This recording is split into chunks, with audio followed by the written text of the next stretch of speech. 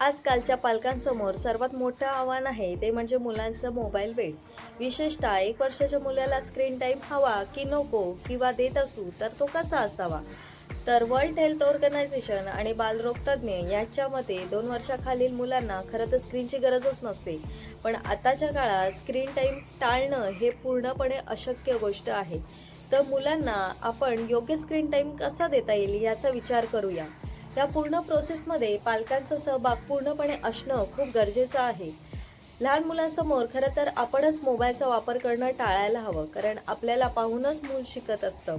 मूल मोबाईल तेव्हाच मागतं जेव्हा ते एकटं खेळून कंटाळलेलं असतं. अशा वेळी पालकांनी हातातली कामं बाजूला ठेवून मुलाला टाईम देणं प्रेफर करायला हवं.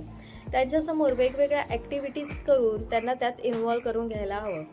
त्यावेळेस तुम्ही सेन्सरी टॉईज म्हणजे रंगीत आवाज देणारी खेळणी, फ्लॅश कार्ड्स किंवा सॉफ्ट बुक्स यांचा तुम्ही वापर करू शकता. लहान मुलांना बागेत किंवा निसर्गाच्या सान्निध्यात घेऊन जा. तिथे त्यांना बघण्यासारख्या खूप साऱ्या गोष्टी असतात. लहान मुलांना कंटाळा आलाय म्हणून मोबाईल देऊन कधीच त्यांना एकटं सोडू नका. मूल बघत असलेल्या व्हिडिओविषयी किंवा त्यातल्या चित्रांविषयी तुम्ही त्यांच्यासोबत गप्पा मारा.